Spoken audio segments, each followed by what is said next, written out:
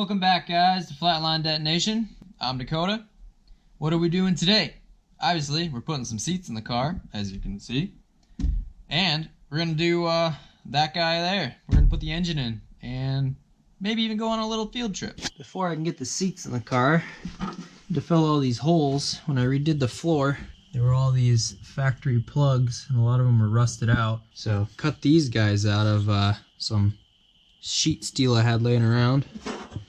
And now I got a window caulk them in. Cut these bad boys out of some leftover rocker panel from a Silverado. Tried using a hole saw, taking that little bit out. That proved to be an awful idea, and it just rattled all over the place. So I painstakingly cut them all out and then filed them around. Now I gotta clean them up, paint them, glue them in with some window caulk, and we'll be good to go. I can put the seats in. Got all my patches done and painted. Gotta glue them in with some Fast Gear 3M glass urethane. We won't have any more holes in the floor, which is usually a good thing when you drive in the rain. Went ahead and got the seats in the car. To be honest, I don't really like these in here because my head sits really high and this is on the lowest setting. And that seat, if I had a helmet on, my head would hit the ceiling. Gotta go ahead and install the trans controller. I went through and labeled every single wire because this is a used unit and I wanted to make my life easy because I'm going to have to splice into the ECU, which is under my quote carpet. As for controller placement, I removed the ashtray because smoking's gross. I'm gonna place it in there. It fits pretty much perfect. Be able to access it easily. I don't know if I'm gonna keep this stuff. I just put it there. It's readily available. I think I'd like to put a radio back in the car. I'm not sure on that. Printed off the directions for the controller.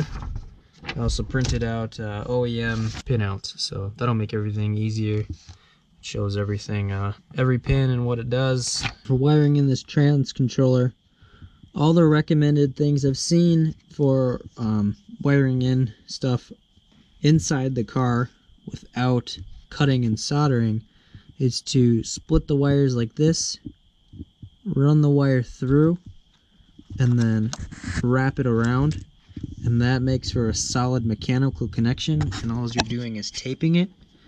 I've never done this before. I seem a little skeptical on it, but it's easily reversible, and if I need to or have to solder, I can. So I'm going to try it that way and report back my results if I have any issues. I decided to clean up the intake manifold and all the wiring through the miracle of television. Most of the accessories are on this thing. Still need the alternator and power steering pump. Power steering pump's in the bay. I'm not too thrilled on this equal length header. It's really close to the oil filter down here. Yes, super oil filter. Only thing you should put on these. I don't know.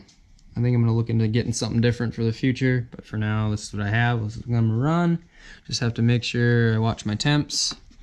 I went ahead and I actually replaced the timing belt because the timing belt was pretty worn out on this one. No cracks, but I just didn't feel comfortable running it. So I bought a new timing belt. Threw that on.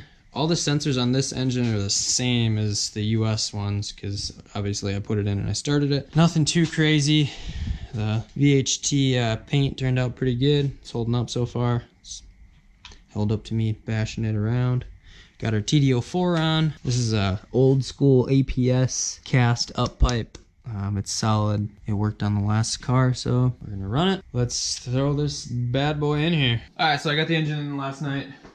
Intercooler's not on. I just have it in place. I just wanted to make sure everything was gonna fit because the hoses are slightly different. I used the JDM hoses, so it put one hose out the backside where the factory location would be on this car.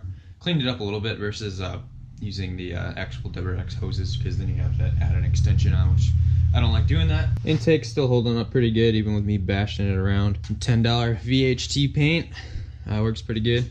I got the downpipe in and everything, Everything's hooked up, all the O2 sensors. I did go ahead and buy an exhaust. Spec D tuning. I was upset when I got it though because it was not supposed to be at a 45-degree angle. It was actually supposed to be tucked up inside where the factory muffler goes. This was $110 shipped off Amazon. The fitment is actually really good. It's a little close right there in the hanger, but I have to fix where the downpipe is mounted to the trans because it's not actually sitting on there all the way. I did also go ahead, I changed the diff fluid with this Ineos fluid. Frightening thing was there was some pretty big chunks in the diff already. So we'll play some bets to see how long that thing lasts. I started getting rid of that stance nascent crap, lowering the coils down some more.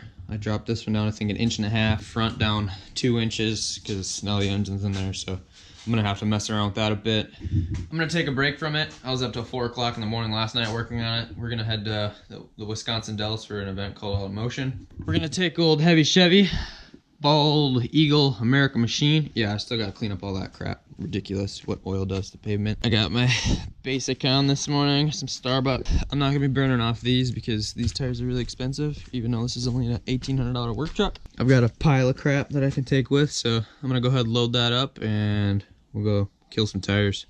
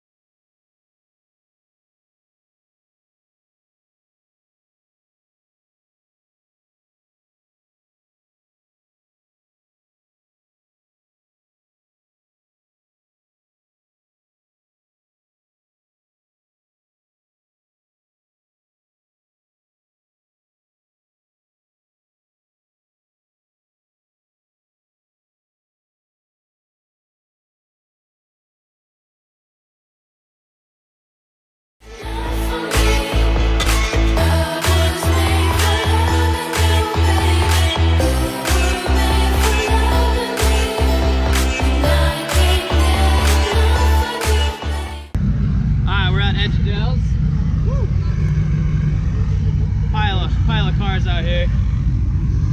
Got the burnout spares on, some extras for later. Should be a good time. C10 gonna rip it. A little seasoned already.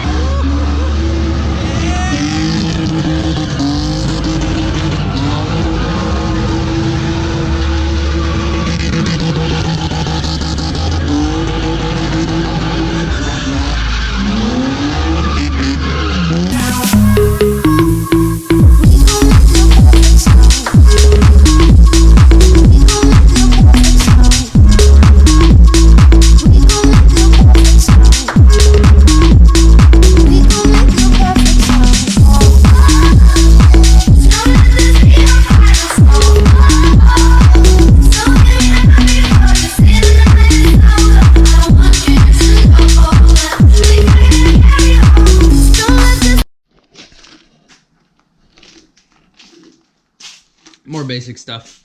Yesterday was fun. Truck wasn't that great at doing burnouts, but oh well, we had fun. I'm gonna work on doing the first startup on this with everything hooked up properly today.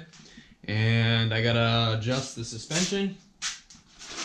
get it more where it needs to be, and we're going to take it over to a good friend, and he's going to get it aligned for us. Going to be ordering a new one of these from iWire because this one's pretty well chooched. Just some stuff I had laying around. Along with my trans plug, because that's cracked. They actually sell an OEM replacement. They've actually got a whole shebang that's looks something like this. And it's pretty cool. So just gonna order that up. It's a little expensive, but everything's gonna plug in and it's gonna work nice. I went ahead and pulled the ignition fuse, which is number 11 there. And we're gonna crank it over just to verify we have oil pressure. And the gauge is climbing. So we have solid oil pressure. Everything's going good. I'm gonna hook up that intercooler, and we're gonna have to change the map a little bit for the injectors, and we'll give it a start. So I'm going in now. I deleted the evap solenoid on the intake, so I gotta go in and just shut them all off. I've also gotta change the injector size to the injector dynamic 1000s that I put in. Let's give it a go.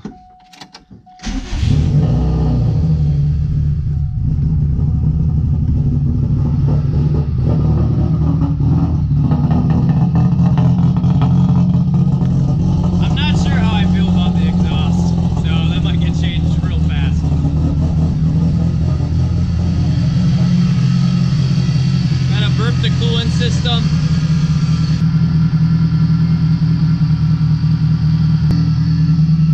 So far so good. We'll see how it holds up. I think I'm gonna need some race ramps.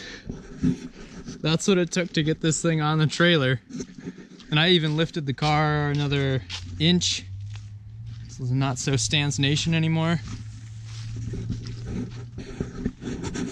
I let the car run for probably an hour just idling. I had one hose that went bad. I had to replace a hose that went into the heater box, but so far the engine seems fine.